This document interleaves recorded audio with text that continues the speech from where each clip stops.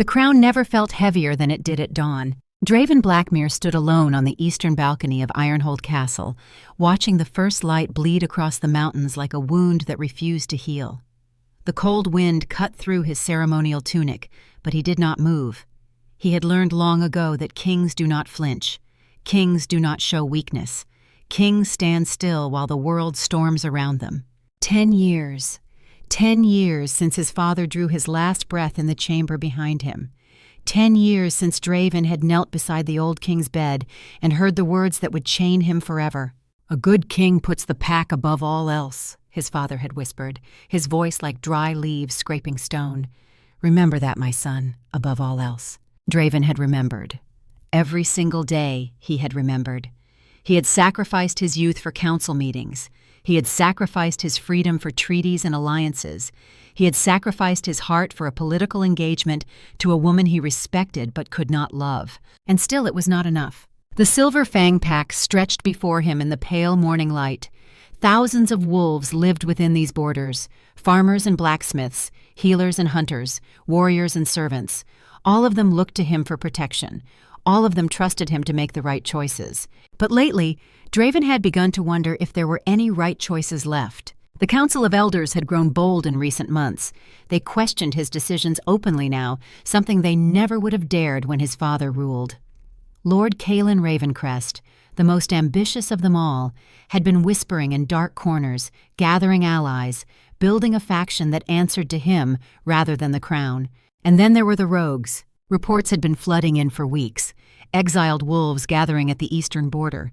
Not scattered outcasts anymore, but an organized force. Someone was uniting them.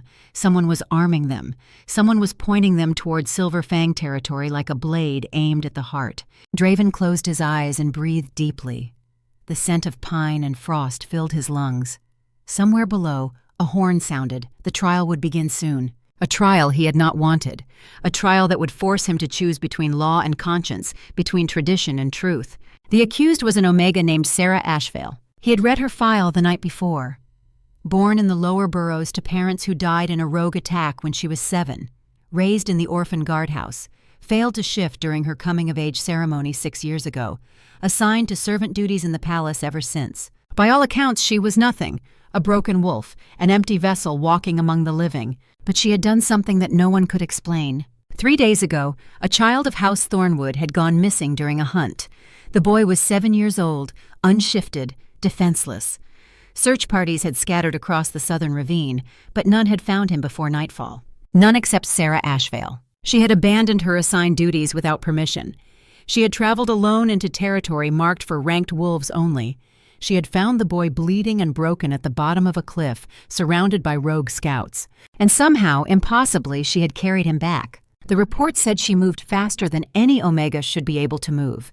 The witnesses said her eyes had flickered with strange light. The guards who apprehended her said she had not been afraid. That was the part that bothered Draven the most. Omegas were always afraid. It was bred into them by centuries of hierarchy and submission. They cowered before alphas. They bowed before warriors. They trembled before anyone with rank or power. But Sera Ashvale had walked into the guardhouse with her spine straight and her chin lifted, and she had said only 4 words.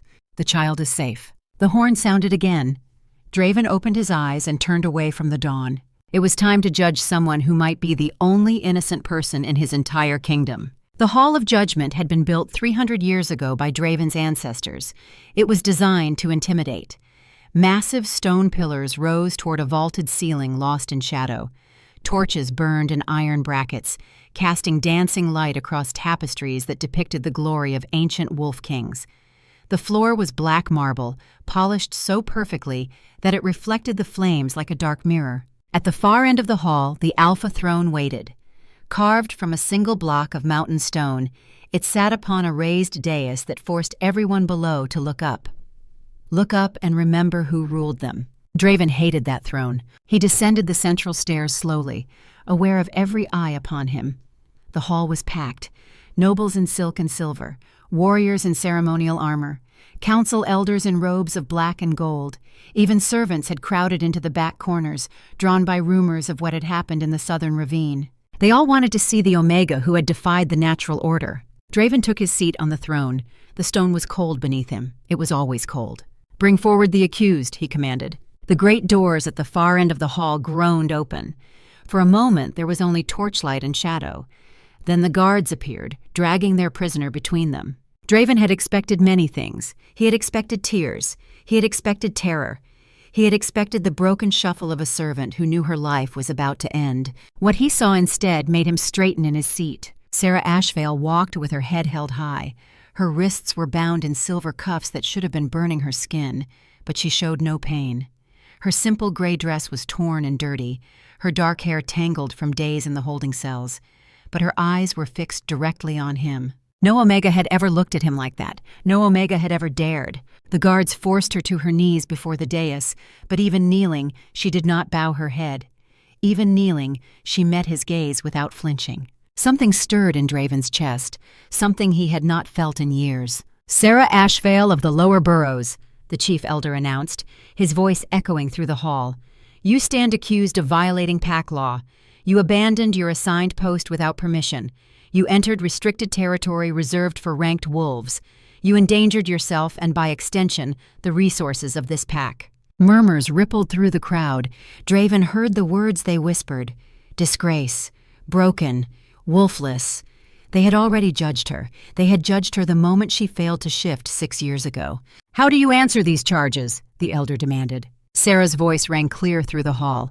"I saved a child's life." Gasps, shocked whispers. The elder's face twisted with indignation. "You do not speak out of turn in this hall. You answer guilty or not guilty, nothing more." "Then I answer not guilty," Sera replied. Her voice did not waver. "I violated letters of law to honor the spirit of it. The law exists to protect the pack. I protected a member of the pack. There is no guilt in that." The hall erupted. Lord Kalen Ravencrest rose from his seat among the nobles, his silver hair catching the torchlight like a crown of ice. He was older than Draven by 20 years, but his ambition burned with the heat of a much younger wolf. "This is exactly the problem with allowing the lower castes to forget their place," Kalen declared, his voice cutting through the chaos. "An Omega dares to interpret law? An Omega dares to decide what is right and wrong? This rot must be cut out before it spreads." Several nobles murmured agreement. Draven watched them carefully, noting who nodded, who whispered, who looked to Kalen rather than to their king. "The accused should be executed immediately," Kalen continued. "Her wolf is dead or cursed. She contributes nothing to the pack. She violated direct orders. The sentence is clear under traditional law." More nods, more whispers. The tide was turning against her, and Draven could see it happening in real time. But something made him pause. It was the way she stood there, not trembling, not begging, not even angry. She simply waited, as if she already knew the outcome and had made peace with it, as if she had decided that saving one child's life was worth her own. That was not the behavior of a broken wolf. That was not the behavior of an empty vessel. That was the behavior of someone with more courage than half the nobles in this room. "Remove her chains," Draven commanded. The words fell into sudden silence.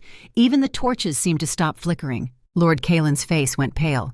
"Your Majesty, the accused is under full restraint according to protocol. You cannot simply—" "I am the Alpha King." Draven's voice dropped to a register that made wolves instinctively lower their heads. "I do not recall asking for your permission." The guards looked at each other uncertainly. Then they moved forward and unlocked the silver cuffs. Sera rubbed her wrists where the metal had burned her. Thin lines of red marked her skin, but she showed no relief, no gratitude. She simply looked up at Draven and waited. "You claim you saved this child," Draven said. "Tell me how." The chief elder sputtered. "Your Majesty, this is highly irregular. The tribunal process—" "Will proceed as I direct it." Draven did not look away from Sera. "Speak." She spoke. She told them about the hunt, about how she had been assigned to clean the warriors' equipment when she heard the commotion. A child missing, search parties forming, panic spreading through the lower servants because the boy was from House Thornwood, one of the most powerful families in the pack. She told them about the pull she had felt. Not a command, not a logical decision.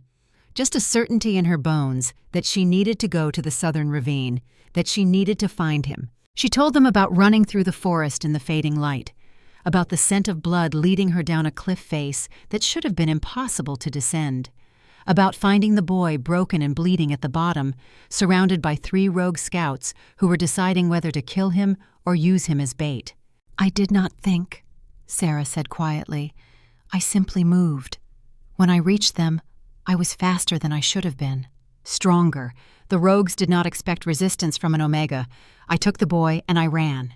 "Impossible!" someone shouted from the crowd. "Omegas cannot move faster than rogues. She is lying." "I am not lying," Sera replied, still looking at Draven. "I do not know how I did what I did. I only know that I did it. The child lives. That is the only truth that matters." Lord Kalen stepped forward again, and this time his voice carried an edge of something darker than mere indignation. "If what she says is true, then she is something far more dangerous than a lawbreaker. She has displayed abilities beyond her caste, abilities that suggest her wolf is not dead, but hidden, abilities that must be tested and contained." A cold feeling crept down Draven's spine. He recognized that tone. It was the tone of a man who saw opportunity in another's misfortune. "What are you suggesting?" Draven asked carefully. "A forced shift." Kalen smiled, and there was no warmth in it. "Under full lunar witness. If her wolf is dead, she will feel nothing. If her wolf is hidden, we will all see what she truly is." The crowd stirred with nervous energy. A forced shift was rare. It required a direct command from an alpha, one so powerful that it bypassed the individual wolf's will entirely. It was painful. It was invasive. It was traditionally reserved for criminals and traitors. But it was also legal. Draven looked at Sera. For the first time, he saw something flicker in her eyes. Not fear exactly, something closer to recognition, as if she had been waiting for this moment her entire life. "Very well," Draven said slowly. "The accused will submit to lunar witness." He rose from the throne. The moon was not yet full, but enough light filtered through the great stained glass window behind the dais. It fell upon Sera like a spotlight, turning her pale skin luminous. Draven descended the steps until he stood directly before her. This close, he could see the rapid pulse in her throat. He could smell her scent, something wild and clean beneath the dirt and sweat. "Sera Ashvale," he said, letting the alpha command flow into his voice. "By the authority of the crown and the witness of the moon, I order you to reveal your wolf. Shift." The word hit her like a physical force. Her body jerked, her hands clenched. Sweat broke out on her forehead as the command tried to drag her wolf to the surface. But nothing happened. She trembled. She gasped. Her muscles locked in visible agony as she fought against something deep inside herself. And then Draven felt it. Resistance. Not weakness, not emptiness. Resistance. Active, deliberate, impossible resistance to an alpha command. His own wolf stirred in his chest, confused and alarmed. No wolf could resist a direct alpha command. It was biologically impossible. The hierarchy was written into their very blood. But Sera Ashvale stood before him, shaking, sweating, clearly in tremendous pain and refusing to obey. "She resists," someone whispered in horror. "Impossible," another voice breathed. Lord Kalen's face had gone from pale to ashen. This cannot be." And then Sera lifted her head. Her eyes had changed. They were no longer brown. They were silver, pure liquid silver, like moonlight poured into human sockets. They glowed with an inner light that cast faint shadows on her cheekbones. Draven stopped breathing. He knew those eyes. Every wolf knew those eyes, even though none had seen them in 300 years. They were described in the oldest texts. They were whispered about in legends and prophecies. Lunar touched, the direct bloodline of the first wolves, the ones who had walked with the moon before hierarchy existed, before law existed, before alphas and omegas and all the careful structures that held their society together. They had been extinct for 3 centuries. Hunted, some said. Hidden, others whispered. Erased from history by kings who feared what they represented. "Elder Theron," Draven said, his voice barely above a whisper. "Come here." The oldest member of the council rose slowly from his seat. Theron was ancient, nearly 90 years old, bent and withered by time. But his mind was still sharp, and he had served 3 generations of Blackmere kings. He shuffled forward and peered at Sera's face. Then he stumbled backward, catching himself on Draven's arm. "Lunar touched," Theron breathed. "The prophecy by the moon above, the prophecy is real." "What prophecy?" Lord Kalen demanded. His voice had risen to something close to panic. "What are you talking about?" But Theron did not answer.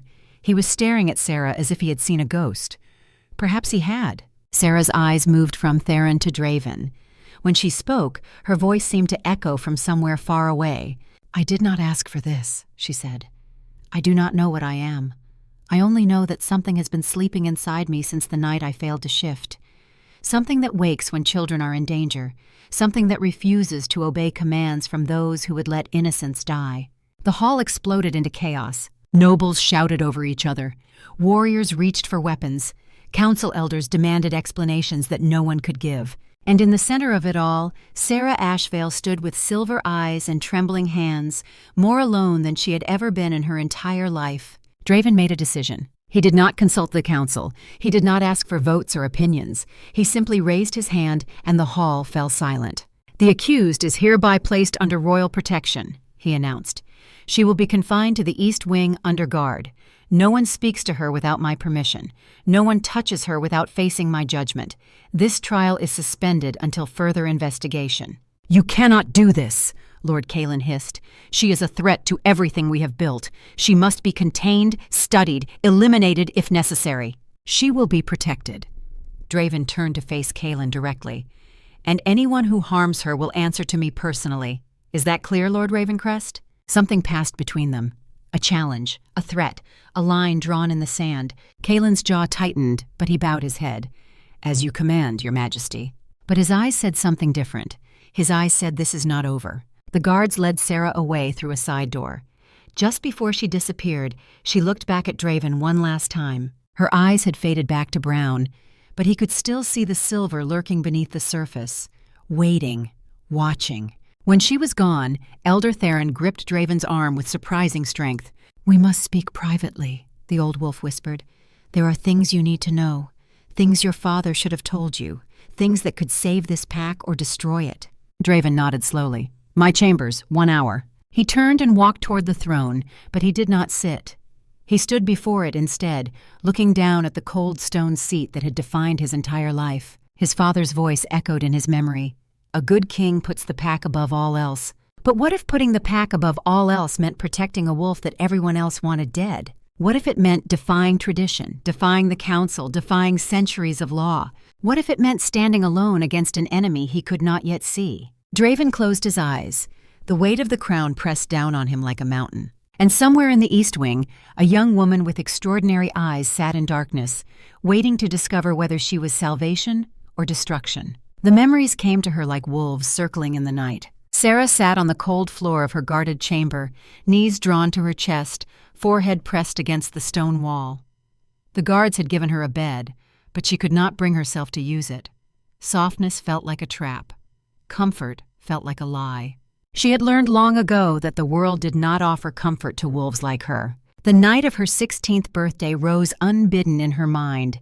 The night of the moon, the most sacred ceremony in a young wolf's life. She had been so hopeful then, so naive. The memory was sharp enough to cut. She remembered the clearing in the Bloodwood Grove, the silver fire burning in ceremonial braziers, the dozens of young wolves gathered in their finest clothes, hearts racing with anticipation. She remembered standing at the edge of the circle, alone as always. The other young wolves had parents beside them, siblings, family. Sera had no one. The orphan guardhouse had sent her with nothing but a borrowed dress and a whispered prayer. But she had believed. Oh, how she had believed. Her wolf would come. She would shift for the first time, and everyone would see that she was not broken, that she was not worthless, that she deserved to exist in this world as much as anyone else. The ceremony had begun at midnight. One by one, the young wolves stepped into the center of the circle. One by one, they closed their eyes, reached deep inside themselves, and transformed. Some shifted gracefully, their human forms flowing into wolf-like water changing shape. Others struggled, their bones cracking audibly, their screams of pain turning into howls of triumph. But all of them shifted. All of them except Sera. When her turn came, she walked to the center of the circle with her heart pounding so hard she thought it might burst. The full moon hung above her like a promise. The eyes of the entire pack watched and waited. She closed her eyes, she reached inside herself, and she felt nothing. No wolf answering her call, no beast stirring in her bones, just empty darkness where something vital should have been. She tried harder, she begged, she pleaded with whatever powers governed their kind. Please, please, I just want to belong, I just want to be whole. The silence that answered her was the cruelest thing she had ever experienced. When she opened her eyes, the faces around her had changed. Hope had become pity. Anticipation had become disgust. "Failed shift," the presiding elder announced. His voice carried no emotion. "The wolf has not manifested. Mark her for servant assignment." That was when she heard the laughter. Lady Isolde Ravencrest stood among the noble young wolves, her silver hair gleaming, her blue eyes sparkling with cruel amusement. She had shifted moments before into a magnificent white wolf, perfect and powerful, everything Sera could never be. "Oh," Isolde said, her voice sweet as poison. "The orphan does not have a wolf. What a tragedy. I suppose she can still be useful. Every pack needs someone to scrub the floors." More laughter, more cruel words. Sera stood alone in the center of the circle while the world collapsed around her. But the worst part, the part that still haunted her 6 years later, was what happened next. Elder Theron had tried to speak. The old wolf had risen from his seat, his face troubled, his hand reaching toward her. "Wait," he had said. "There is something, I sense something." But Lord Callan had interrupted him. Callan, Isolde's older brother, already a council member despite his relative youth. His voice had been smooth and reasonable and utterly final. "The ceremony is concluded. The wolf did not manifest. Further discussion serves no purpose. Let us not waste time on what cannot be changed." And Theron had stopped. He had looked at Sera with something like grief in his ancient eyes. Then he had sat back down and said nothing more. That silence had cost Sera 6 years of her life. Now, sitting in this guarded chamber, Sera pressed her hand against the wall and felt the cold seeping into her bones. Something had always been different about her. She had known it even when everyone else saw only emptiness. There were moments when her senses sharpened beyond normal limits, moments when she moved faster than she should be able to move, moments when she felt something stirring deep inside her, vast and ancient and terrifying. But it never came when she called it. It only came when others were in danger. Like the child in the ravine, like the moment she had looked at those rogue scouts and felt something surge through her veins like white fire. She had not known what she was doing. She had simply acted. And somehow, impossibly, she had been enough. The chamber door opened. Sera did not look up. She expected another guard, another cold meal, another reminder that she was a prisoner despite the king's words of protection. What she did not expect was the scent of old parchment and ceremonial herbs. "May I sit with you?" Elder Theron asked. Sera raised her head slowly. The ancient wolf stood in the doorway, leaning heavily on a carved wooden staff. His face was lined with centuries of wisdom and regret. "Why?" she asked. Theron smiled sadly. "Because I owe you an apology that is 6 years overdue." He shuffled forward and lowered himself to the floor beside her with a groan of effort. For a long moment they sat in silence, two wolves separated by age and rank, but united by something neither could name. "I knew," Theron said finally, "that night in the Bloodwood Grove. I sensed something in you that I had not sensed in decades, something the texts call lunar touch." Sera's hands clenched. "Then why did you not speak?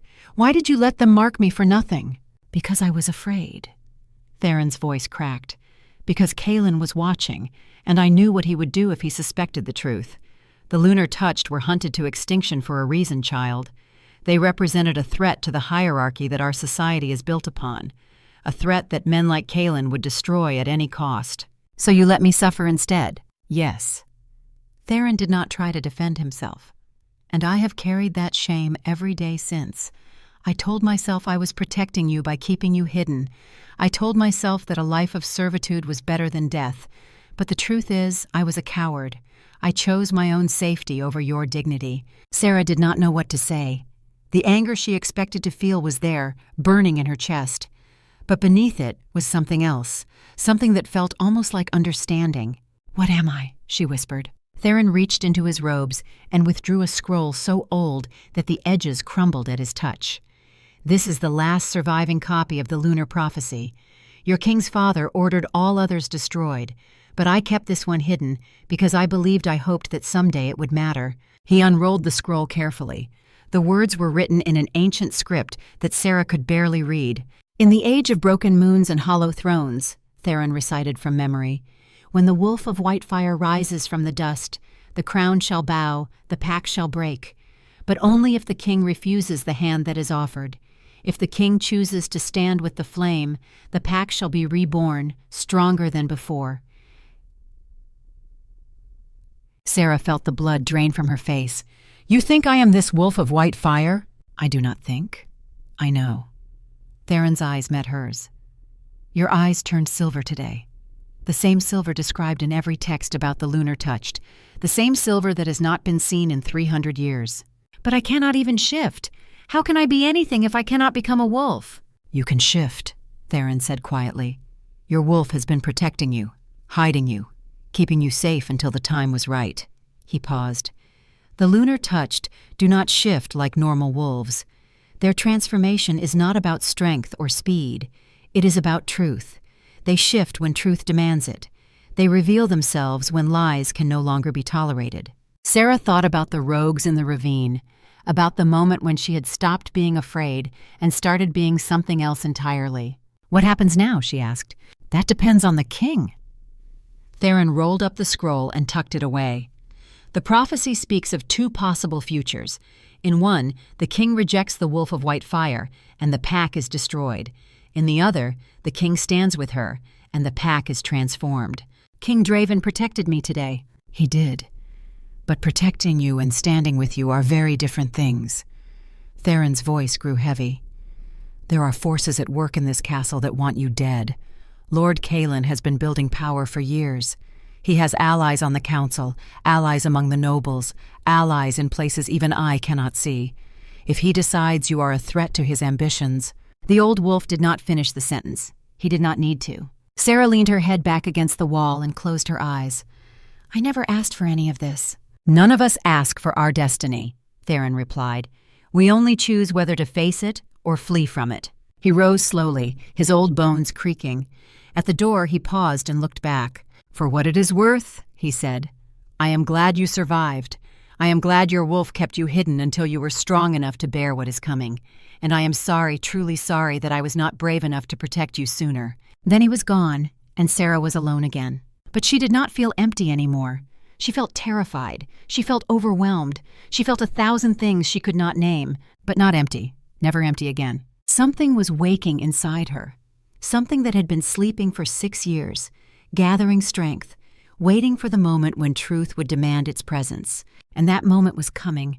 She could feel it in her bones like the approach of a storm. The question was whether she would be ready when it arrived. Lord Kaelin Ravencrest had not slept in 3 days. He stood in the underground chamber beneath his family estate, surrounded by wolves who had sworn their loyalty to him rather than the crown. The Shadow Council, they called themselves.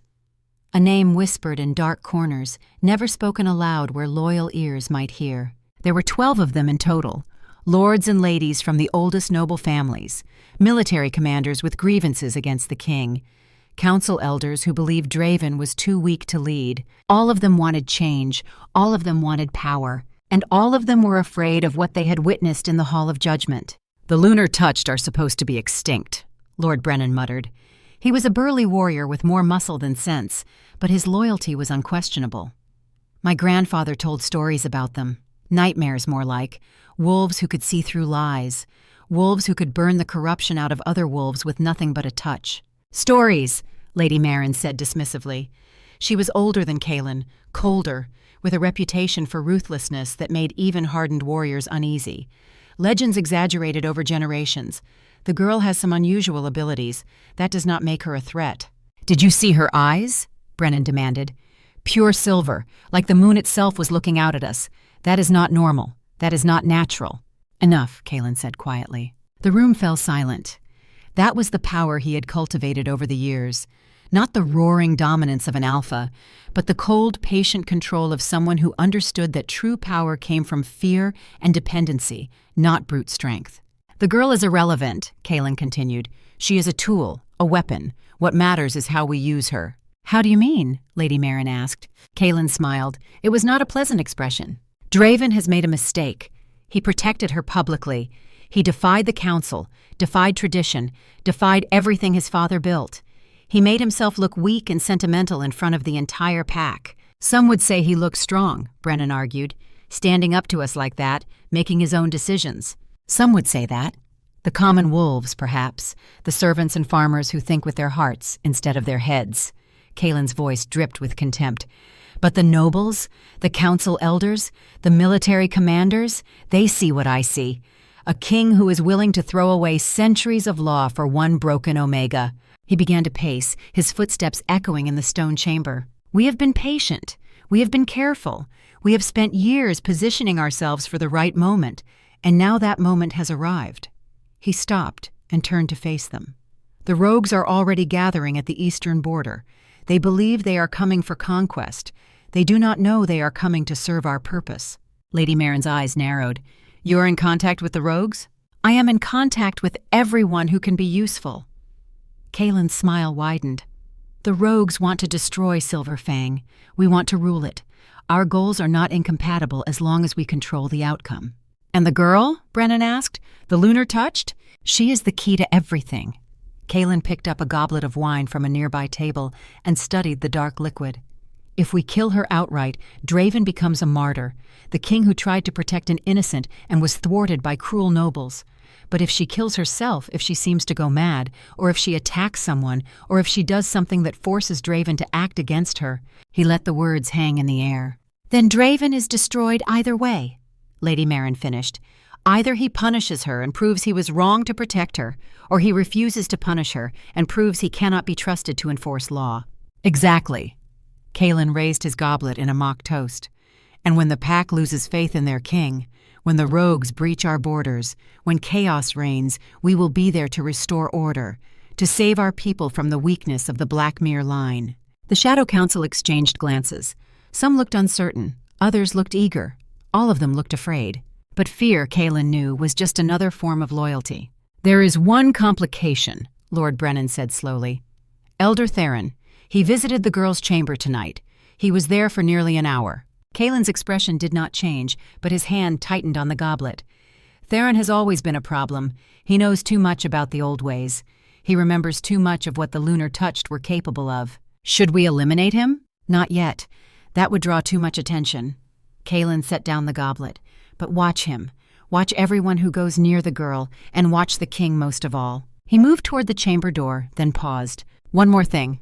My sister Isolde is to have no further contact with this matter. She is too emotional for the work ahead. Keep her isolated and ignorant.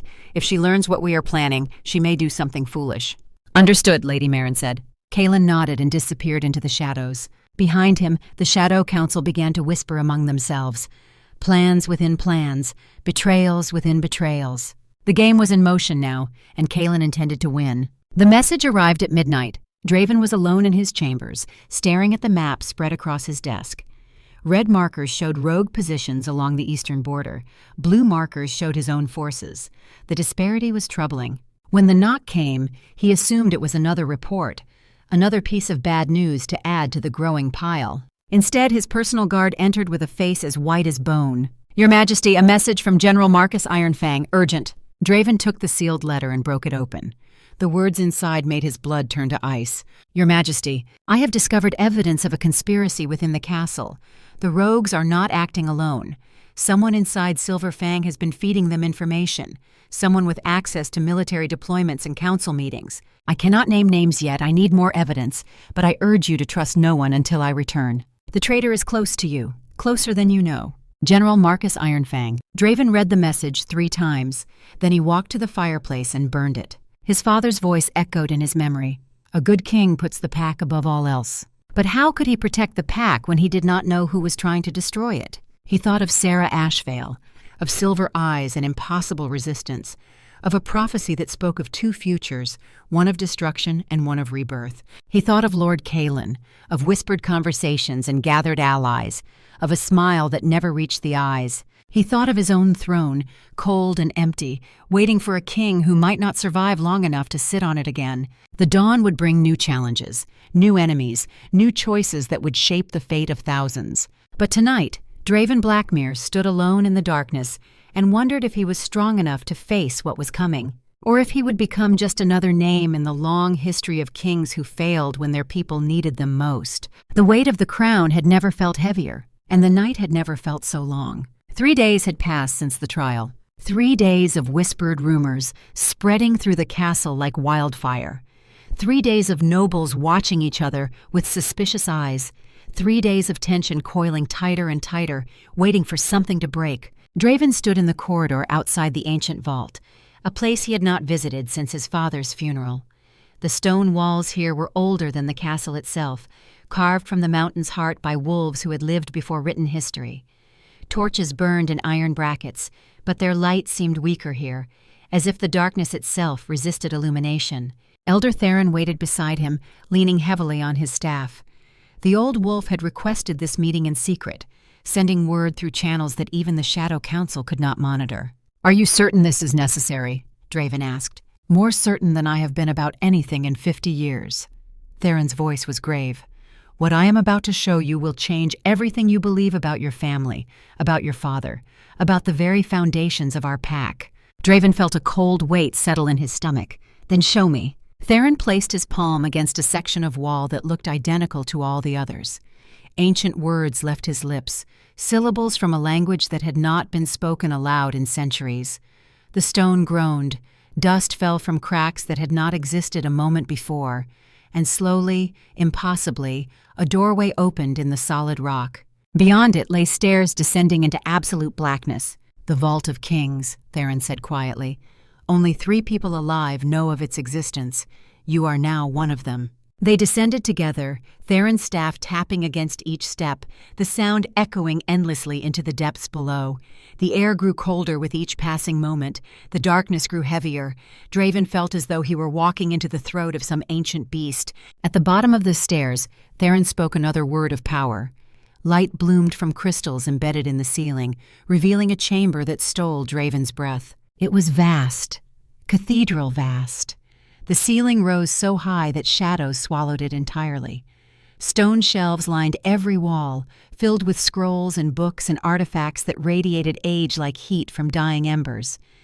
In the center of the chamber stood a pedestal of black marble, and upon it rested a single document sealed with wax the color of moonlight. "This is the complete history of the Lunar Touched," Theron said, gesturing to the shelves. "Every record, every account, every piece of evidence that they ever existed." He paused. "Your father ordered the public archives purged 30 years ago, but he could not bring himself to destroy what was stored here. Perhaps some part of him knew that the truth would be needed again." Draven walked slowly through the chamber, his fingers brushing against spines of books so old they threatened to crumble at his touch. Names caught his eye, dates, references to events he had never heard of. "Why?" he asked finally. "Why did my father hide all of this?" Theron moved to the central pedestal and carefully broke the moonlight seal. "Because of what this document contains." He unrolled the parchment with trembling hands. The words upon it were written in silver ink that still gleamed after centuries. "The complete lunar prophecy," Theron said. "Not the fragments that survived in common knowledge. The full text, as it was originally recorded by the first seer." Draven leaned closer, reading the ancient script. "In the age of broken moons and hollow thrones, when honor becomes a mask for ambition, when duty becomes a chain instead of a choice, the wolf of white fire shall rise from dust and silence. If the king sees only threat in her flame, if he chooses the comfort of old chains over uncertain freedom, the pack shall break, the bloodline shall end, and darkness shall rule where light once stood. But if the king sees truth in her burning eyes, if he chooses to stand beside the flame instead of against it, the pack shall be reborn in purifying fire, and a new age shall dawn, stronger than all that came before. The choice belongs to the king alone. The consequence belongs to everyone." Draven read the words 3 times. Each reading carved them deeper into his understanding. "2 futures," he said slowly. "The prophecy does not predict destruction. It predicts a choice." "Yes." Theron's voice was heavy with decades of kept secrets. "Your father interpreted it differently. He believed the safest path was to ensure the wolf of white fire never rose at all. He ordered systematic suppression of any Omega who showed signs of lunar touch. They were marked as failed shifters and assigned to servant duties where they could be watched, where they could be contained." The cold weight in Draven's stomach turned to ice. Sera, and others before her. "Your father was not cruel, Draven. He genuinely believed he was protecting the pack. But fear makes even good men do terrible things." Draven turned away from the pedestal. His hands were shaking. He pressed them flat against a stone shelf to steady himself. "My entire life," he said quietly, I have tried to be the king my father wanted me to be. I have sacrificed everything for his vision of what this pack should be. And now you tell me that vision was built on fear and suppression. I tell you that your father was human, Theron replied gently. He made choices based on incomplete understanding. He was wrong about many things, but he was also right about one thing. What? That the choice would eventually fall to his heir. That someday, a Blackmere king would have to decide whether to stand with the flame or against it. Theron moved closer, placing a weathered hand on Draven's shoulder. Your father ran from that choice. He spent his entire reign trying to prevent it from ever being necessary. But fate is patient, and now the choice is yours. Draven closed his eyes. He thought of Sera's transformation in the Hall of Judgment. He thought of her voice, clear and unafraid, declaring that she had saved a child's life and felt no guilt. He thought of his own throne, cold and empty, waiting for a king who knew what to do. There is more, Theron said carefully. The prophecy speaks of the king's choice, but it also speaks of forces that will try to influence that choice, forces that benefit from the old ways, forces that would rather see the pack destroyed than transformed. The Shadow Council, Theron nodded slowly. You know of them? I received a message from General Marcus 3 nights ago. He warned me of a conspiracy. He said the traitor was close to me. Draven opened his eyes. I have heard nothing from him since. The old wolf's face went pale. When did you last have confirmed contact with the general? 3 nights ago, the night of the trial. Theron gripped his staff so tightly that his knuckles turned white. We must find him, immediately. They found General Marcus Ironfang in the medical wing of the castle, surrounded by healers who wore expressions of grim determination. He was alive, barely. His body was covered in wounds that spoke of ambush rather than battle, cuts in places where armor did not protect, bruises in patterns that suggested he had been restrained before being beaten. And on his chest, carved into the flesh with deliberate cruelty, was a symbol that made Draven's blood turn to fire. A raven with its wings spread wide, the secret sigil of House Ravencrest. He was found in the eastern forest this morning, the head healer reported. Hunters thought he was dead at first. It is a miracle he survived at all. Draven moved to the bedside and looked down at the man who had served his family for 40 years. Marcus had taught him to fight when he was barely old enough to hold a sword. Marcus had stood beside his father through 3 border wars. Marcus had been the one constant source of loyalty in a court full of scheming nobles, and someone had tried to silence him forever. Can he speak? Draven asked. He drifts in and out of consciousness. The healers have done what they can, but... The head healer shook his head. He may never wake fully again. As if in response to Draven's presence, Marcus's eyes fluttered open. They were clouded with pain and fever, but recognition sparked in them when they found Draven's face. Your Majesty, Marcus whispered. His voice was barely audible, a shadow of the commanding tone that had once rallied armies. Draven leaned closer. I am here, old friend. Save your strength. No time. Marcus's hand found Draven's wrist with surprising strength. Ravencrest, the Shadow Council. They have someone in your inner circle, someone you trust. Who? Marcus's eyes flickered with frustration. Could not confirm. But the rogues, they are not acting alone. Someone opened a path for them. Someone is feeding them information about our defenses. His grip tightened. The girl, the Omega with silver eyes. They fear her more than anything. They will try to destroy her, and they will use someone close. His voice faded. His eyes rolled back. The healers rushed forward, pushing Draven aside as they worked to stabilize their patient. Theron gripped Draven's arm and pulled him toward the door. We cannot discuss this here. Too many ears. They walked in silence through the castle corridors, both lost in their own thoughts. When they reached Draven's private chambers, Theron sealed the door with words of power and turned to face his king. Lord Calen Ravencrest, Theron said. He has been building power for years, quietly, patiently. He controls more council votes than you realize. He has alliances with noble houses that publicly support the crown, but privately answer to him. I know. Draven moved to the window and stared out at the mountains. I have known for some time. I simply did not want to believe it. And his sister, Lady Isolde? Draven's jaw tightened. My betrothed. A betrothal arranged by your father at Caelan's suggestion. A betrothal that places a Ravencrest 1 heartbeat from the throne. Theron's voice was careful, measured. I am not suggesting Lady Isolde is part of her brother's conspiracy, but she is a piece on his board, whether she wishes to be or not. What would you have me do? Break the engagement and declare war on the most powerful noble house in the pack? I would have you be careful. Watch those around you. Trust no one completely." Theron paused. "And I would have you spend time with the girl, with Sera." Draven turned sharply. "Why?" "Because the lunar touched have abilities that we barely understand, abilities that were documented in the texts your father tried to destroy." The old wolf's eyes gleamed with something that might have been hope. "They can sense truth. They can feel the emotions of those around them. They can detect deception as easily as you or I detect scent. You want me to use her as a tool.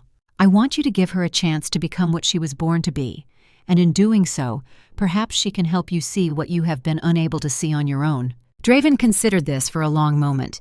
Outside the window, clouds were gathering over the mountains. A storm was coming. He could feel it in his bones. "Arrange it," he said finally. "Bring her to the throne room tomorrow, alone. I want to speak with her without guards or council members or anyone else listening." Theron bowed his head. "It will be done." After the old wolf left, Draven remained at the window for a long time. His thoughts were a tangled mess of duty and doubt, loyalty and suspicion. His father had spent 30 years running from a choice. Draven was beginning to understand that running was no longer an option. Sera had not slept properly since the trial. Every time she closed her eyes, she saw silver light and felt something vast stirring inside her. Every time she drifted toward unconsciousness, whispers filled her mind, voices that were not her own, emotions that belonged to other people, bleeding through walls and doors as if the stone itself had become transparent to her senses. She felt the fear of the guards stationed outside her door. They were young, barely past their own coming of age, and they had been told stories about lunar-touched wolves since childhood. To them, she was a monster wearing human skin. She felt the curiosity of the servants who brought her meals. They wanted to see her eyes change color. They wanted to witness something miraculous or terrifying, something that would give them a story to tell for the rest of their lives. She felt the hatred radiating from somewhere deeper in the castle, a cold, calculated hatred that wanted her dead, not because of what she had done, but because of what she represented. And beneath it all, she felt something else, something that pulled at her like the moon pulling at tides, a presence that called to her without words, that resonated with something deep in her blood. The king. She could feel him even through stone and distance, his doubt, his determination, his desperate hope that he was making the right choices. It should have been overwhelming. It should have driven her mad. But somehow, the torrent of foreign emotions helped her understand her own more clearly. She was not broken. She had never been broken. She had simply been feeling too much, sensing too much, carrying burdens that were never meant for one person alone. When the summons came the next morning, she was ready. The guards escorted her through corridors she had only ever cleaned as a servant, past tapestries depicting glorious battles and wise kings, past nobles who stopped their conversations to stare at her with expressions ranging from fear to contempt to reluctant fascination. She kept her spine straight and her eyes forward. She had spent 6 years learning to be invisible. Now she was learning to be seen. The throne room was empty except for 2 figures. Draven Blackmere sat upon his cold stone throne, dressed simply in dark wool and leather. No crown, no ceremonial robes, just a man facing a moment of decision. Elder Theron stood beside him, leaning on his staff, watching Sera with eyes that held 6 years of guilt and a lifetime of hope. The doors closed behind her with a sound like thunder. "Approach," Draven commanded. Sera walked forward until she stood at the base of the dais. This close, she could feel the king's emotions more clearly than ever.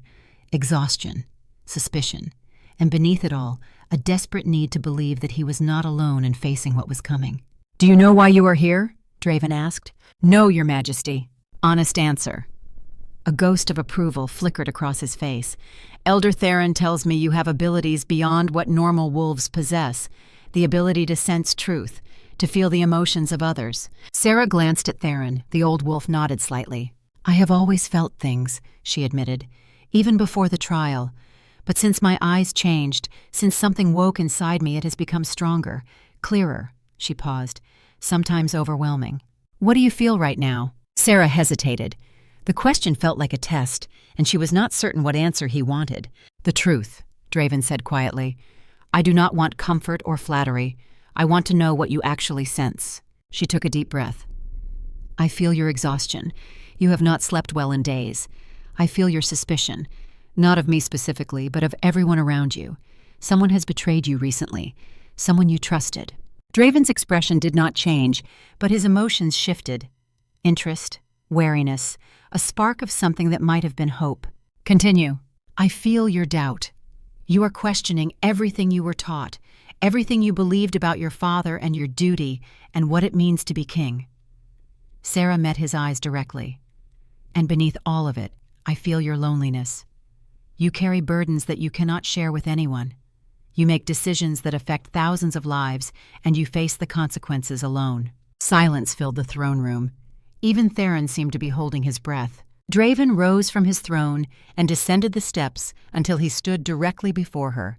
This close, she could see the lines of strain around his eyes, the tension in his shoulders, the weight that pressed down on him like a physical force.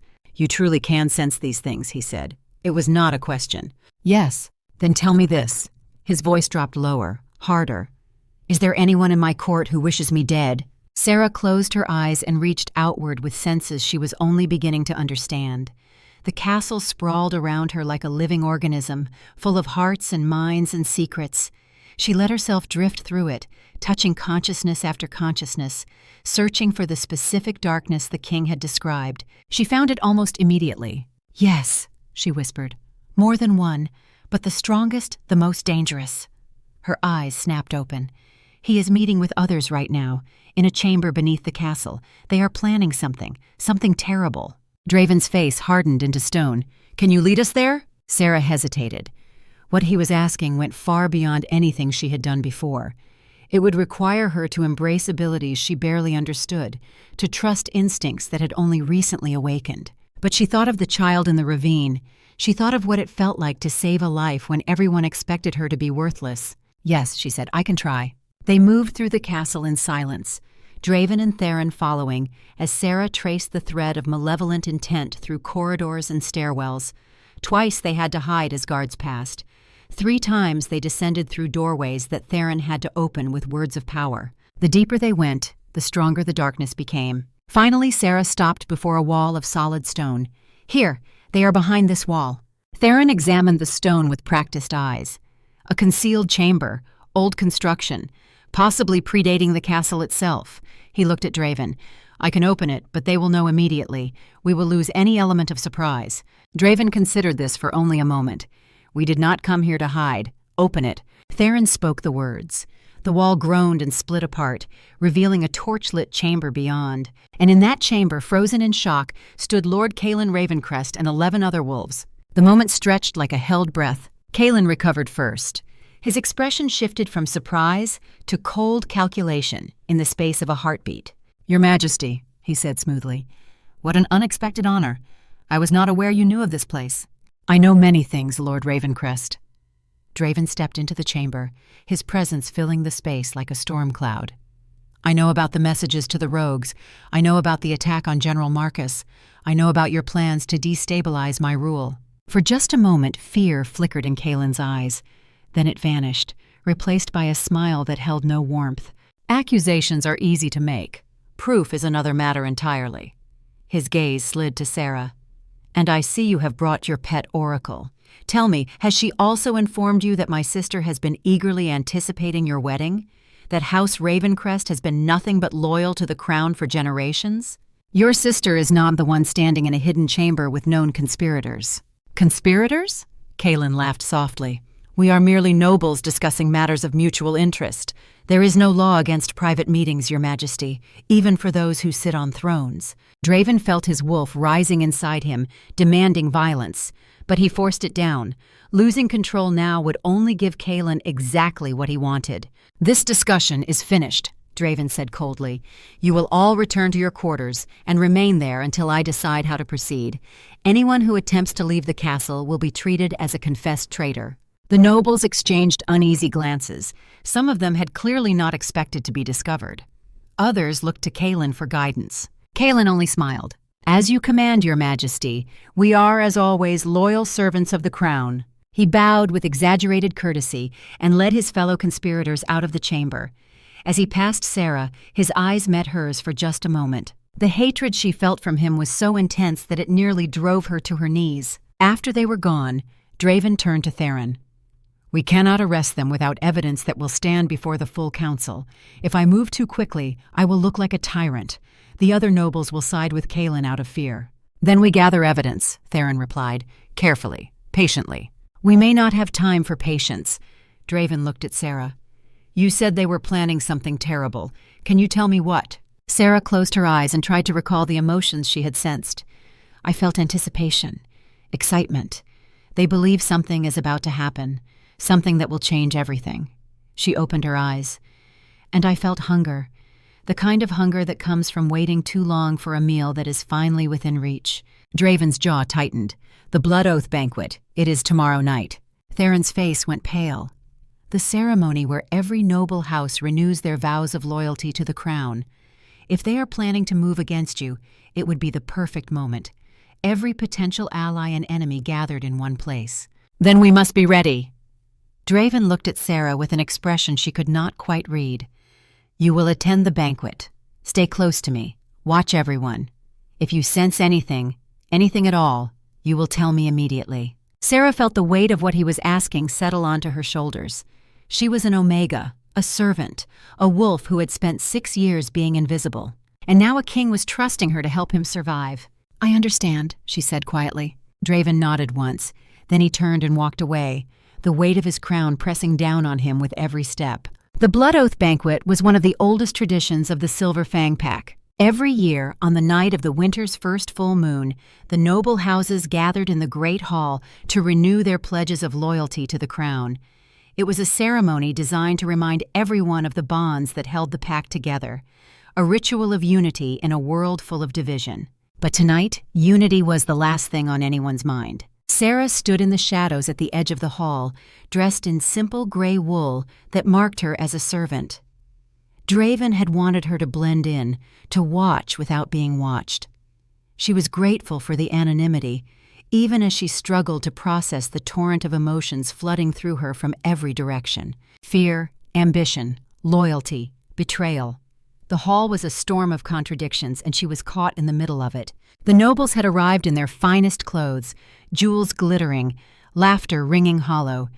They greeted each other with smiles that did not reach their eyes. They exchanged compliments that were really threats in disguise. Lord Kaelin Ravencrest stood near the center of the hall, surrounded by allies who hung on his every word. He showed no sign of concern about being discovered the night before. If anything, he seemed more confident than ever. And beside him, pale and silent, stood his sister Isolde. Sera found herself watching the woman who was supposed to become queen. Isolde was beautiful in a cold, distant way. Her silver hair was braided with pearls. Her gown was the deep blue of winter twilight. She moved with the practiced grace of someone who had been trained since childhood to be seen but not heard. But there was something wrong. Sera could feel it emanating from Isolde like heat from a dying fire, pain, desperation, a crushing sense of being trapped. This was not a woman plotting against the crown. This was a woman being used as a pawn in someone else's game. The ceremony began. Draven sat upon his throne, dressed in full ceremonial regalia, looking every inch the powerful Alpha King. One by one, the noble houses approached the dais and knelt before him. One by one, they spoke the ancient words of loyalty and received his blessing in return. Lord Kaelin's turn came near the end. He knelt with practiced ease, his voice carrying clearly through the hall. "I, Kaelin of House Ravencrest, do hereby pledge my loyalty to the crown of Silver Fang. My sword is your sword. My blood is your blood. My life is yours to command." The words were perfect. The tone was respectful. But Sera could feel the lie beneath them like poison beneath beautiful flowers. Draven felt it too. She saw it in the tension around his eyes, the slight tightening of his jaw. "Your pledge is accepted," Draven said formally. "Rise, Lord Ravencrest." Kaelin rose. For just a moment his eyes met Draven's. Something passed between them. Recognition. Challenge. The silent acknowledgement of enemies who knew exactly what they were to each other. Then the moment passed, and Kaelin returned to his place among the nobles. The ceremony concluded. The feast began. Servants moved through the hall carrying platters of roasted meat and flagons of wine. Music filled the air.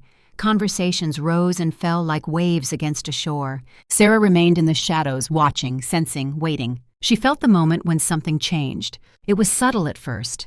A shift in the emotional currents of the room, a spike of anticipation from the cluster of nobles around Kaelin, a tremor of reluctant terror from Isolde. And then she felt it. The hunger she had sensed the night before, rising, focusing, preparing to strike. Her eyes found Isolde moving through the crowd with a goblet in her hands. The woman's face was a mask of composure, but her emotions were screaming. "Please forgive me, I have no choice. Please forgive me." Isolde was approaching the king's table. Sera did not think, she moved. Years of servitude had taught her how to navigate crowds without being noticed. She slipped between nobles and servants alike, closing the distance with every heartbeat. Isolde reached the king's table. She curtsied gracefully. "Your Majesty, I thought you might enjoy this vintage. It is from my family's private reserves." She held out the goblet. Draven looked at the wine. Something flickered in his eyes.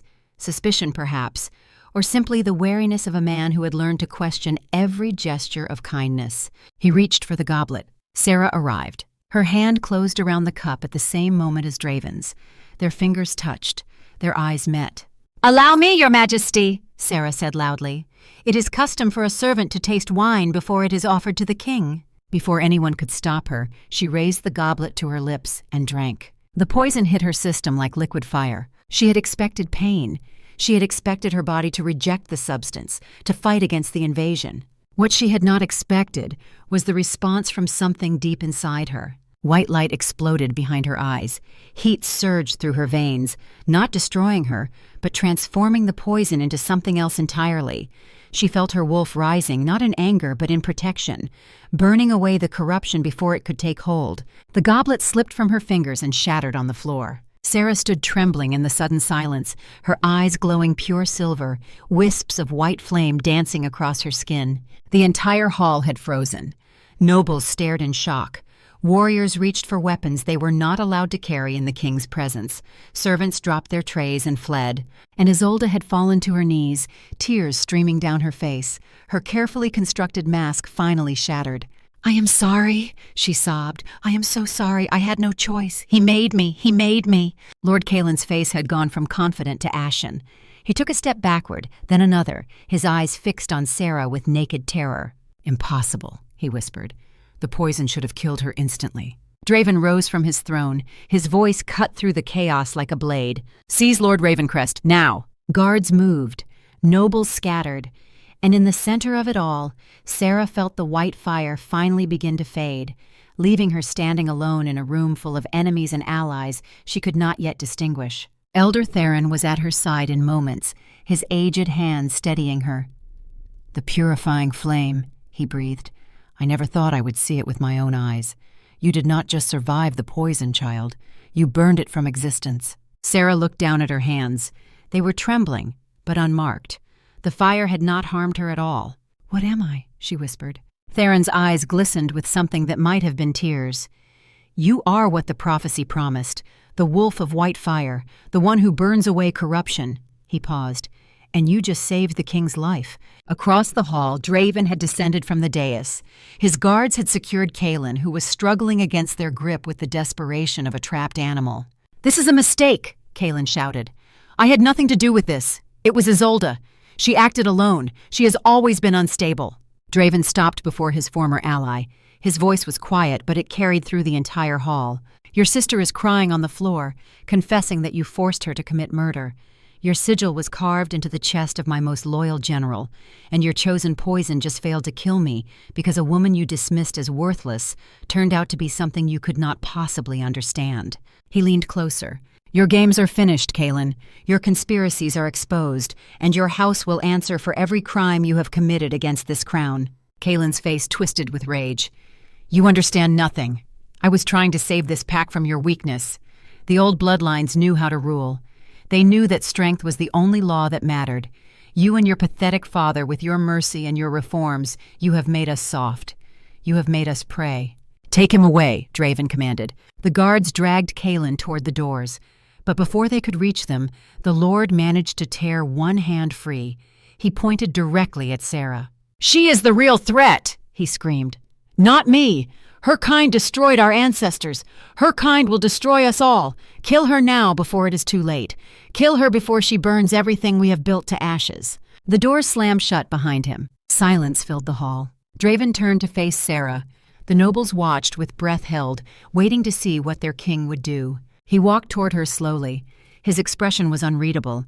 His emotions, for the first time since she had met him, were completely controlled. He stopped directly before her and looked into her eyes that still flickered with traces of silver light. "You drank poison that was meant for me," he said quietly. "You risked your life to save mine. Why?" Sera met his gaze without flinching. "Because it was the right thing to do. You could have warned me. You could have simply knocked the goblet away. There was no time, and she hesitated. "I needed to know what I was capable of. I needed to know if the fire inside me could protect as well as destroy." Draven studied her face for a long moment. Then he did something that shocked the entire hall. He bowed his head and took her hands in his. Not a kneel, not the submission of a king to a subject, but something far more intimate, a gesture of gratitude and recognition between two souls who had been thrust together by fate and were only now beginning to understand what that meant. "I owe you my life," he said, his voice loud enough for every noble in the hall to hear. "Whatever you are, wherever you came from, you have proven your loyalty beyond any doubt, and I will not forget it." He released her hands and turned to face his court. "Let it be known throughout Silver Fang that Sera Ashvale is no longer a servant. She is no longer an Omega. From this moment forward, she stands under the full protection of the crown with all the rights and privileges of a ranked wolf." Murmurs swept through the hall. Shock, disbelief, and from some corners, reluctant admiration. Draven looked at Isolde, still kneeling on the floor, still weeping. "Take Lady Ravencrest to comfortable quarters. She is not a prisoner, but she is not to leave until I have spoken with her personally. I believe she has much to tell us about her brother's plans." Guards helped Isolde to her feet and escorted her away. Finally, Draven turned back to the assembled nobles. "The banquet is concluded. Return to your quarters. Tomorrow, we will begin the work of healing the wounds that tonight has revealed. Any house that participated in Lord Kaelin's conspiracy has one chance to confess willingly. After tomorrow, those who chose to hide their crimes will be treated as traitors." The nobles dispersed in silence, most of them carefully avoiding eye contact with anyone else. When the hall was finally empty except for Draven, Sera, and Elder Theron, the king allowed himself a single moment of exhaustion. "It is not over," he said quietly. "Kaelin was not acting alone. The rogues are still gathering at our borders, and whoever was feeding them information may still be free." "But we survived tonight," Theron replied, "and we learned something crucial. The fire inside Sera is real, the prophecy is real, and we have a weapon that our enemies did not expect." Draven looked at Sera. "A weapon, is that what you are?" Sera thought about the question carefully before answering. "I do not know what I am," she admitted, "but I know what I choose to be. Not a weapon, not a tool, not a symbol for anyone to use." She met his eyes directly. "I choose to be someone who protects those who cannot protect themselves, whether that is a child in a ravine or a king at his own banquet." Draven held her gaze for a long moment. Something shifted in his expression, something that looked almost like hope. "Then perhaps," he said slowly, "we can face what is coming together." Outside the hall, the winter wind howled against the castle walls. Somewhere in the dungeons below, Lord Kaelin Ravencrest waited in chains, his plans in ruins, but the night was far from over, and the true battle had not yet begun. In her quarters that night, Sera stood before a mirror and looked at her own reflection. Her eyes had faded back to brown, but she knew the silver lurked beneath the surface now, waiting, ready. She thought about everything that had changed since the trial. She had gone from worthless servant to someone the king himself had honored before the entire court. She had discovered powers she never knew existed. She had saved a life that mattered to an entire kingdom. But she also knew that tomorrow would bring new challenges. The rogues were still coming. The conspiracy was not fully exposed. And somewhere out there, forces were gathering that wanted her dead simply because of what she represented. She pressed her palm against the cold glass of the mirror. "I did not ask for this," she whispered to her reflection, "but I will not run from it." The wolf inside her stirred in agreement. For the first time in her life, they were truly one. And together they would face whatever darkness lay ahead. The dungeons of Ironhold Castle had been built to hold monsters. 300 years ago, when the first Blackmere king carved his throne from mountain stone, he had ordered cells constructed deep beneath the earth, cells with walls thick enough to contain the strongest wolves, cells with silver chains that burned any creature foolish enough to struggle against them. Lord Caelan Ravencrest hung from those chains now, his wrists raw and bleeding, his once immaculate clothes torn and stained, but his eyes still burned with the cold fire of a man who refused to accept defeat. Draven stood outside the cell, watching his enemy through the iron bars. 2 days had passed since the Blood Oath banquet. 2 days of interrogations and confessions and revelations that made the king's stomach turn. The conspiracy had been deeper than anyone imagined. Caelan had spent 15 years building his network: bribes, blackmail, carefully cultivated debts and favors. He had placed allies in every corner of the government, from the council chambers to the military command to the servant quarters themselves. And he had done something far worse. The Blood Oath was an ancient ritual banned by civilized pacts centuries ago. It allowed the head of a noble house to bind lesser wolves to absolute obedience. Not loyalty freely given, but slavery enforced by magic that caused unbearable pain to anyone who tried to resist. Caelan had secretly performed this ritual on hundreds of wolves, servants in his household, guards in his employ, even members of lesser noble families who owed debts to House Ravencrest. They had no choice in anything they did. They were puppets dancing on strings made of blood and agony. "You should have killed me at the banquet," Caelan said, his voice hoarse, but still carrying that infuriating edge of superiority. "Now you face a choice that will destroy you either way." Draven did not respond, he simply waited. "My bound wolves are still out there," Caelan continued, "hundreds of them, and they have their orders. If I do not release them within 3 days, they will open the eastern gates and let the rogues into the heart of Silverfang territory. You would sacrifice your own people. They are not people anymore. They are weapons, tools, resources to be spent in pursuit of victory." Caelan smiled, and there was nothing human in it. "That is the difference between us, Your Majesty. You see wolves as individuals with rights and feelings. I see them as pieces on a board, and I have been playing this game far longer than you." Draven felt his wolf rising inside him, demanding violence. It would be so easy to reach through the bars and tear out Caelan's throat. It would be justice. It would be what the traitor deserved. But it would also prove Caelan right. It would prove that strength was the only law that mattered. 3 days, Draven said quietly. "And if I simply keep you here, let your deadline pass, then my wolves will act on their final orders. The gates will open, the rogues will pour in, and by the time you realize what is happening, half your pack will be dead." Caelan leaned forward as far as his chains would allow. "You cannot win this, Draven. You can only choose how you lose." Draven turned and walked away without another word. Behind him, Caelan's laughter echoed through the stone corridors like the sound of something dying. The War Council convened within the hour. General Marcus Ironfang had insisted on attending despite his injuries. He sat at the table with bandages wrapped around his torso and fire in his eyes, refusing to let pain keep him from his duty. Elder Theron occupied the seat to Draven's right, his ancient face lined with worry. Lady Isolde sat at the far end of the table, pale and trembling, freed from her brother's control, but still bearing the weight of everything she had been forced to do. And Sera stood by the window, watching the snow fall over the mountains, her reflection ghostly in the glass. "The situation is grave," Marcus said, his voice rough but steady. "Our scouts report at least 300 rogues massed at the eastern border. They have been waiting for a signal. If Caelan's bound wolves open the gates, then we face a war on 2 fronts," Theron finished, "enemies outside the walls and enemies within." "Can we identify the bound wolves?" Draven asked. "Separate them from the others before they can act?" Marcus shook his head. "The Blood Oath leaves no visible mark. They look and act normal until they receive a command that conflicts with their binding. By the time we identify them, it will be too late." "There must be some way to break the oath," Isolde said softly. She had not spoken much since her brother's arrest, but her voice carried the desperate hope of someone who had lived under that same binding for years.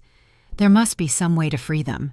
"The texts say only 2 things can break a blood oath," Theron replied. "The death of the one who performed the ritual, or a power great enough to burn away the binding itself." Every eye in the room turned to Sera. She did not turn from the window. "You want me to kill him?" "No," Draven said firmly. I want you to tell me if there is another way." Sera finally turned to face them. Her eyes were brown, but silver flickered at the edges like lightning waiting to strike. "I do not know what I am capable of," she admitted. "At the banquet, I burned away poison that should have killed me. But that was inside my own body. Reaching into hundreds of other wolves and breaking a magical binding, I have never done anything like that."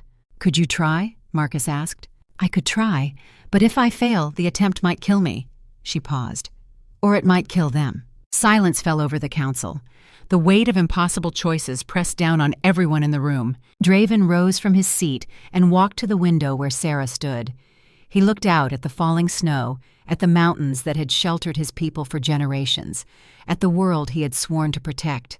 "My father spent his entire reign running from difficult decisions," he said quietly, so only she could hear. "He buried the prophecy. He suppressed the lunar touched. He made deals with men like Kaelin because it was easier than confronting them directly. And now you pay the price for his choices." "We all pay the price." Draven turned to face her. "I will not ask you to risk your life for my kingdom.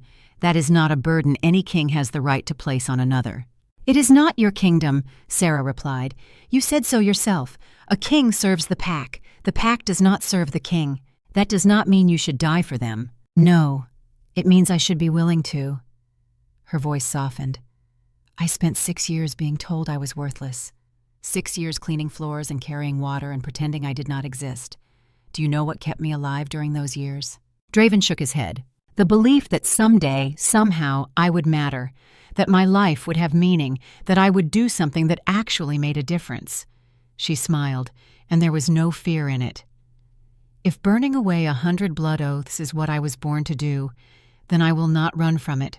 I will not hide. I will face it the same way I faced those rogues in the ravine." "And if you die?" "Then I die doing something that matters. That is more than most wolves ever get." Draven studied her face for a long moment. He saw courage there. He saw determination.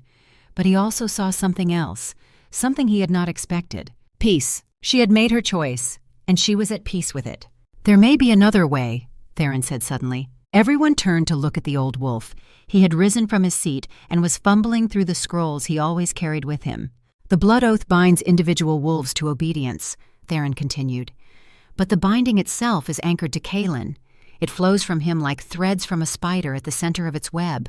"We know this," Marcus said impatiently. "That is why killing him would break the bonds." "Yes, but consider what would happen if someone could sever those threads without killing the spider." Theron found the scroll he was looking for and spread it across the table. The lunar touched were not just truth-seers. They were purifiers. Their fire did not simply destroy. It cleansed. It separated corruption from that which was corrupted. "What are you saying?" Draven asked. Theron looked at Sera. "I am saying that she does not need to burn away the blood oath inside each individual wolf. She only needs to burn away Kaelin's ability to maintain it." Understanding dawned on Sera's face. "Attack the source instead of the symptoms." "Exactly. If you can reach Kaelin and pour your fire into him, not to kill him, but to burn away the power he uses to control others, the blood oath should collapse on its own." "Should," Marcus repeated grimly. "You are gambling hundreds of lives on a theory." "I am gambling hundreds of lives on the only chance we have." Theron turned to Draven. "Your Majesty, I have lived through 3 generations of Blackmere kings. I have seen good decisions and bad ones. I have seen courage and cowardice, wisdom and foolishness, and I tell you now with every year of experience I possess that this is the path forward. Not because it is safe, not because it is certain, but because it is right." Draven looked around the table, at Marcus, wounded but unbroken, at Isolde, terrified but hoping, at Theron, ancient but still fighting, and at Sera, waiting to see what her king would decide. "We have 3 days," Draven said finally. "Use them well." The preparations began immediately. Draven ordered the castle defenses reinforced. Every gate was double-guarded. Every entrance was watched by wolves who had been personally vouched for by Marcus or Theron. The bound wolves could not be identified, but they could be contained if they tried to act. Meanwhile, Sera worked with Theron to understand her powers more fully. They spent hours in the ancient vault, surrounded by texts that had not been read in centuries.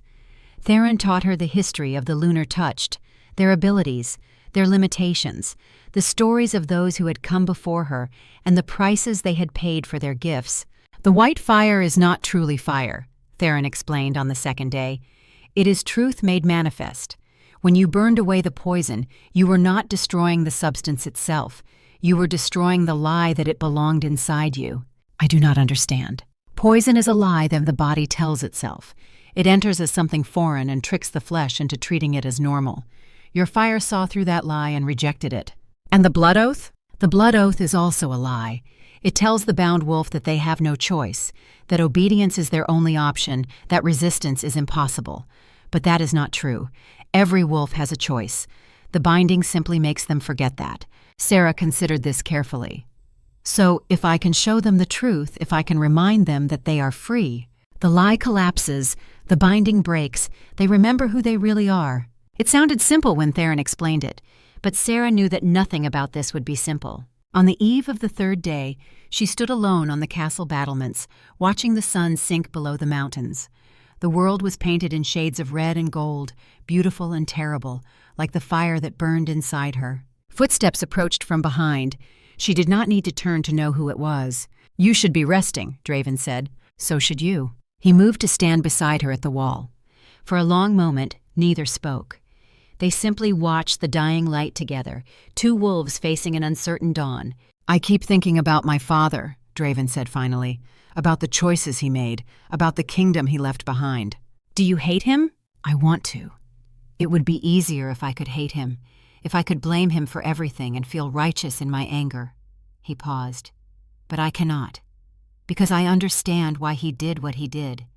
He was afraid of change, afraid of losing control, afraid of a future he could not predict or manage." "And you?" "I am also afraid." Draven turned to look at her. "But I have learned something that my father never did. Fear is not a reason to run. Fear is a signal that something important is at stake, something worth fighting for." Sera met his gaze. "What are you fighting for?" "I used to think I was fighting for the pack, for tradition, for the legacy my ancestors built." He shook his head slowly. "Now I know I was wrong. Traditions can be chains as easily as foundations. Legacies can be prisons as easily as gifts." "Then what?" "Truth." The word hung in the cold air between them. "I am fighting for a world where wolves are not judged by their birth or their caste or the circumstances they cannot control. A world where an Omega can save a king's life and be honored for it instead of punished. A world where men like Kaelin cannot use fear and lies to control those weaker than themselves." Sera felt something warm bloom in her chest, not the white fire.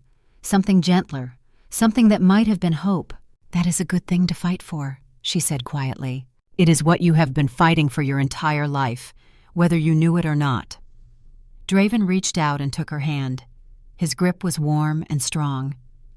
"Whatever happens tomorrow, I want you to know that you have already changed everything. You have already proven that the prophecy was right. Not because of your power, because of your courage." "The prophecy said the pack would be reborn," Sera reminded him. "We are not there yet." "No, but we will be." His hand tightened around hers. Together.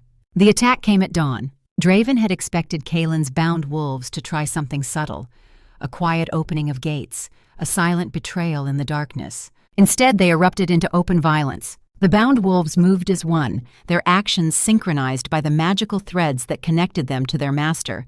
Guards turned on their fellows. Servants attacked their supervisors. In the space of heartbeats, chaos engulfed the castle. And in the dungeons below, Lord Kaelin Ravencrest began to laugh. The guards assigned to watch him had been bound wolves themselves. They had hidden their true allegiance behind masks of loyalty, waiting for this moment. Now they unlocked his chains and handed him a sword. Kaelin stretched his freed limbs and smiled the smile of a man who had been waiting for this moment for a very long time. The fools had thought chains could hold him. They had thought stone walls could contain his ambition. They had underestimated him, just as everyone had always underestimated him. "Bring me the king," Kaelin commanded, "and bring me the Omega with silver eyes. I want them both to watch as everything they built comes crashing down." The bound wolves moved to obey, their eyes empty, their will, not their own. They were weapons now, nothing more. Tools shaped by blood and magic into instruments of destruction. On the battlements, Draven heard the sounds of fighting erupting throughout the castle. He drew his sword and turned to face the chaos. Steel clashed against steel in the courtyard below. Wolves who had served together for decades now tore at each other with claws and teeth. The snow that had been falling gently was now splattered with crimson. "The gates!" Marcus shouted, appearing at his side despite his injuries. "They are trying to open the eastern gates." Through the swirling snow, Draven could see bound wolves swarming toward the great mechanisms that controlled the massive iron barriers. If those gates opened, the rogues would pour through like water through a broken dam. "Hold them as long as you can," Draven commanded. "I need to reach Kalen. You cannot face him alone." "I will not be alone." Draven looked at Sera.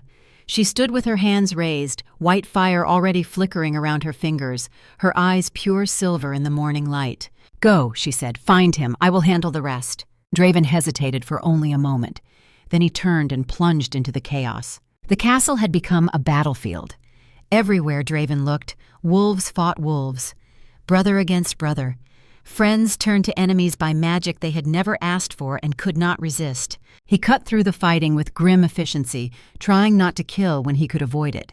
These were not enemies by choice. They were victims, puppets jerked on strings of blood and pain.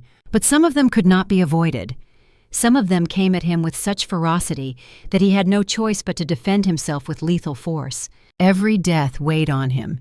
Every fallen wolf added another stone to the burden he would carry for the rest of his life. He found Kalen in the throne room. The traitor stood before the Alpha throne, sword in hand, surrounded by a dozen of his most loyal bound wolves.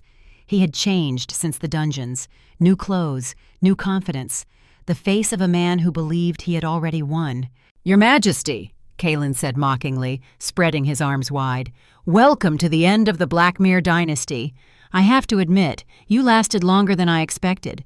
Your father would have crumbled days ago." "My father made mistakes. So did I." Draven raised his sword. "But this ends now." "On that we agree." They met in the center of the throne room like thunder and lightning. Kalen was older, more experienced, hardened by decades of political warfare and secret training. His blade moved with precision and cruelty, seeking weak points, exploiting openings. Every strike was calculated, every feint designed to create an opening for the killing blow. But Draven had something Kalen lacked. He had something worth fighting for beyond his own ambition. He thought of Sera, exhausted but still fighting somewhere in the castle. He thought of Marcus, wounded but refusing to abandon his post. He thought of Theron, ancient but still believing in the possibility of change. He thought of every wolf who had ever been told they were worthless, every servant who had been forced to bow, every Omega who had been denied the chance to become what they were meant to be. And he fought. The battle raged across the ancient stones. Sparks flew where steel met steel. Blood spattered the floor as both wolves took wounds but refused to fall. Kalen was strong, but strength without purpose was just destruction without meaning. Draven was determined, and determination forged in the fire of conviction could move mountains. Around them, the bound wolves watched with empty eyes, waiting for commands from their master. "You cannot win," Kalen hissed, their blades locked together. "Even if you kill me, the Blood Oath will not release them. They will tear this castle apart looking for you. They will slaughter everyone you love. Then I will not kill you." Before Kalen could respond, light exploded through the throne room. White fire poured through the doorway like a living flood. It swept past Draven without touching him, leaving only warmth where it passed. But when it reached the bound wolves, it sank into them like water into dry earth. Sera stood in the doorway, her entire body glowing with silver light. Her feet did not touch the ground. Her hair floated around her head like a halo of darkness against the brilliance of her power. She was not walking anymore, she was burning, and her fire was reaching for every bound wolf in the castle. Kalen screamed. It was not a sound of physical pain. It was the sound of something being torn away from him. The threads of the Blood Oath, the connections that gave him power over hundreds of wolves, were being severed one by one. He fell to his knees, clutching his head, as his victims began to wake up. The bound wolves in the throne room collapsed. Some of them sobbed. Some of them screamed. Some of them simply stared at their own hands as if seeing them for the first time in years. Throughout the castle, the same scene repeated itself. Wolves who had been enslaved for decades suddenly remembered who they were. The fighting stopped as victims recognized what they had almost done and dropped their weapons in horror. At the eastern gates, the bound wolves froze moments before opening the locks. The rogues waiting outside howled in frustration as their promised entrance failed to materialize, and in the throne room, Sera slowly descended to the floor. The white fire faded from her skin. Her eyes returned to brown. She swayed on her feet, exhausted beyond measure, but still standing. Still alive. Draven kicked Kaelin's sword away and placed his own blade against the traitor's throat. "It is over," he said. Kaelin looked up at him with eyes full of hatred and despair. "Then kill me. Finish what you started. Be the king your father always wanted you to be." The temptation was overwhelming. Every instinct screamed for blood. Every law ever written demanded execution for treason of this magnitude. But Draven looked at Sera, standing in the doorway, exhausted and triumphant. He looked at the former bound wolves, weeping with relief as they rediscovered their own will. He looked at the throne behind him, cold and ancient, built by ancestors who believed that strength was the only measure of worth. And he lowered his sword. "No." The word fell into shocked silence. Even Kaelin looked confused. "Old law says treason must be punished with death," Draven said, loud enough for everyone in the room to hear. "Old law says a king must be strong above all else. Old law says mercy is weakness." He sheathed his sword. But old law also allowed the blood oath. Old law permitted the enslavement of wolves by magic and fear. Old law built a system where someone like Sera could be treated as worthless simply because she was different. He turned to face the growing crowd of witnesses, former bound wolves, castle guards, nobles who had hidden during the fighting and were now emerging to see who had won. "If I kill this man today, I am protecting old law. I am saying that the system that created him is worth preserving." Draven's voice rang through the throne room. "But I do not believe that anymore. I believe that a new law is needed, a law built on truth instead of tradition, on justice instead of hierarchy, on the recognition that every wolf, regardless of birth or caste or circumstance, has value." He looked down at Kaelin. "Lord Ravencrest, you are hereby sentenced to exile. You will leave Silverfang territory and never return. If you are found within our borders again, any wolf has the right to kill you on sight, but you will not die today by my hand." Murmurs swept through the crowd, shock, disbelief, and from some corners, grudging respect. "Furthermore," Draven continued, "I hereby abolish the practice of blood oath throughout all Silverfang territory. Any wolf found performing this ritual will be treated as a traitor. Any wolf currently bound by such oaths is hereby declared free." More murmurs. Some wolves were crying openly now, others were holding each other as they processed what they had just witnessed. Draven turned to face Sera. She stood alone in the doorway, swaying with exhaustion but refusing to fall. Her eyes met his across the throne room. He walked toward her. The crowd parted around him like water around a stone. Every eye followed his movement, every breath held in anticipation. He stopped before her and did something that no Blackmere king had done in 300 years. He knelt, not a partial gesture, not a bow of the head, a full kneel, both knees on the cold stone floor, his sword laid flat before him in the ancient gesture of absolute respect. "Sera Ashvale," he said, his voice carrying through the stunned silence. "You have saved my life twice. You have freed hundreds of wolves from slavery. You have proven that the prophecy was true, not through destruction, but through compassion and courage." He looked up at her. "I am not asking you to be my Luna. I am not asking you to serve the crown or submit to tradition or accept any title that I have the power to grant." He rose to his feet. "I am asking you to stand beside me, as an equal, as a partner, as someone who will tell me when I am wrong and challenge me to be better than I am." Sera's eyes glistened with tears she refused to shed. "Why?" she whispered. "Because my father told me that a good king puts the pack above all else, and for years I believed that meant sacrificing everything personal for the good of the many. But I understand now what he really meant." Draven took her hands in his. "Putting the pack above all else does not mean sacrificing others.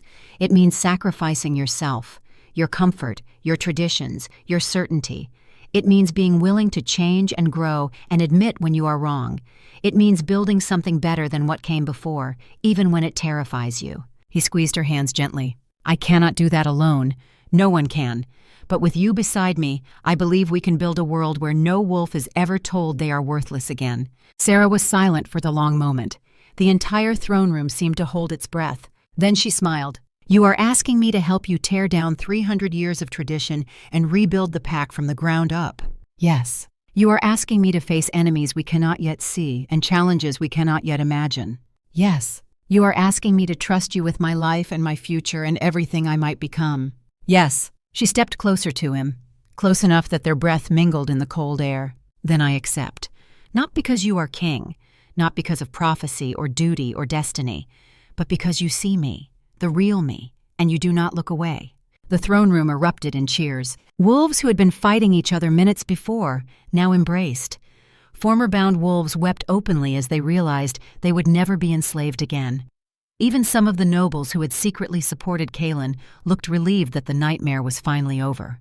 And at the center of it all, Draven Blackmere and Sera Ashvale stood together, their hands still intertwined, facing a future that neither of them could predict, but facing it together. 5 years later, the world had changed. Draven stood on the same balcony where he had watched so many dawns, but the view before him was different now. The rigid caste system that had defined Silverfang society for centuries had been dismantled piece by piece, reform by reform, until it existed only in history books and cautionary tales. Omegas served on the council now, their voices equal to any alpha. Female wolves led military units with distinction and honor. Servants could earn rank through merit rather than birth, and many of them had risen to positions that would have been unthinkable just a generation ago. The changes had not come easily. Every reform had faced resistance from those who benefited from the old ways. Every new law had been challenged, debated, fought over in council chambers and private meetings. There were nobles who still whispered about the glorious past, who dreamed of returning to a time when power was absolute and hierarchy was unquestioned. But they were fewer now, fewer with each passing year, fewer with each child who grew up never knowing a world where their worth was determined by their birth. The younger generation did not understand what all the fuss was about. To them, the old ways seemed not just cruel, but absurd. Why would anyone judge a wolf by their caste instead of their character? Why would anyone enslave others with blood magic when cooperation produced better results? Why would anyone cling to traditions that served no purpose except to maintain the power of those already in power? Draven smiled at that thought. The young ones would never fully appreciate what had been sacrificed to give them this world, and perhaps that was the greatest victory of all. Elder Theron had passed away in his sleep 2 winters past, surrounded by scrolls and ancient texts, a smile on his weathered face. His final words had been recorded by the scribes who attended him. "I have seen the future," the old wolf had whispered, "and it is brighter than any past we have left behind." They had built a monument to him in the castle gardens, not a statue of conquest or power, but a simple stone bench where wolves could sit and read, surrounded by the books he had loved so much. It was exactly what he would have wanted. General Marcus Ironfang had fully recovered from his injuries and now led the most diverse military force in Silverfang history. Young wolves from every background trained together, learned together, fought together. The boundaries that had once divided them seemed absurd to a generation that had never known anything else. Lady Isolde Ravencrest had found her own purpose. She led a network of healers and counselors who helped wolves traumatized by the blood oath and other abuses of the old system. She had transformed her family's shame into a legacy of healing. Some said she had done more good in 5 years than House Ravencrest had done in 5 generations. And as for Kaelin himself, rumors drifted back from distant lands. Some said he had gathered followers and was plotting revenge. Others said he had died in exile, broken and forgotten.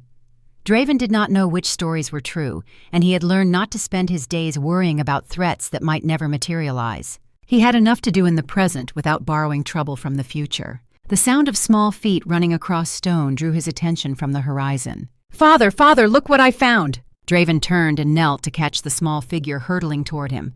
Arla Blackmere was 5 years old, born 3 years after the battle that had changed everything. She was a child of peace rather than war, with her mother's silver-streaked hair and her father's dark eyes. She held something cupped carefully in her hands.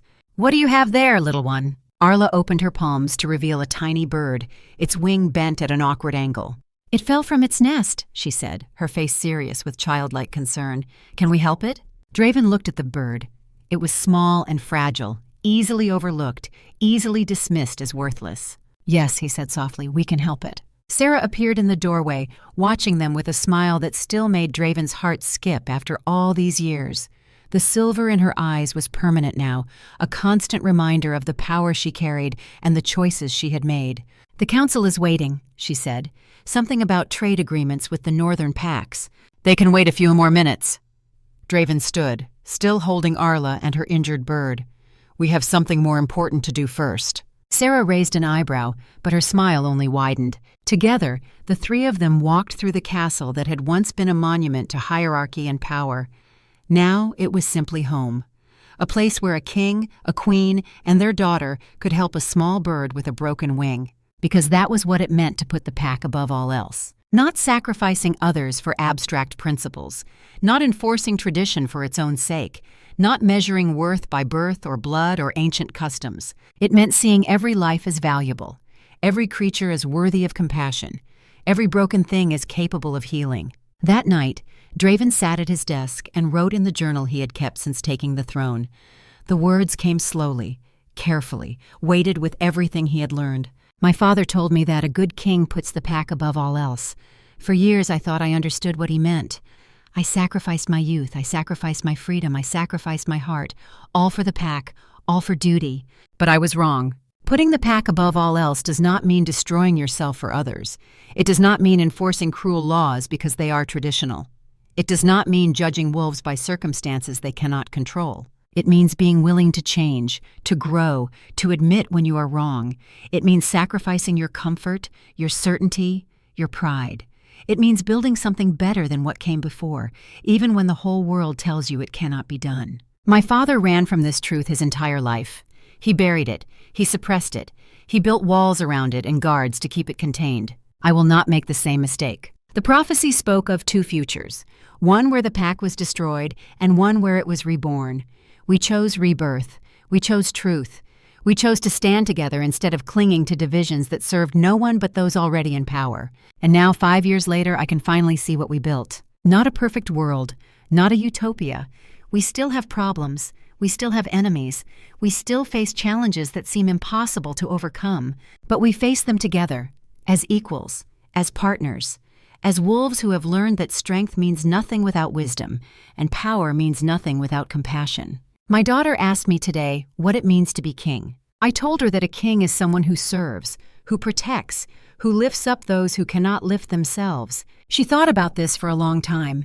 Then she asked if that meant she could be king too, even though she was a girl. I told her yes. Because in the world we are building, anyone can lead, anyone can serve, anyone can make a difference. Even an Omega who was told she was worthless. Even a child with her mother's silver eyes and a broken bird in her hands. That is the legacy I will leave behind. Not power, not conquest, not the cold stone throne that my ancestors carved from the mountain. But the knowledge that we do not have to be defined by the circumstances of our birth, that we can change, that we can grow, that we can build something better than what came before. The prophecy was right. The pack was reborn, and the dawn that followed was brighter than any we had ever seen. Draven set down his pen and looked out the window at the stars. Somewhere in the castle, Sera was putting Arla to bed, telling her stories of wolves and fire and the power of choosing truth over tradition. Somewhere in the rebuilt healer's wing, Isolde was counseling a young wolf who had just discovered the trauma buried in his past. Somewhere in the training grounds, Marcus was teaching the next generation that strength came in many forms, and the greatest battles were often fought within. And somewhere, in this quiet of his own heart, Draven finally felt at peace. The weight of the crown had not disappeared. It never would. But it no longer felt like a burden. It felt like a gift, a chance to make the world better than he found it. And that was enough. That was everything.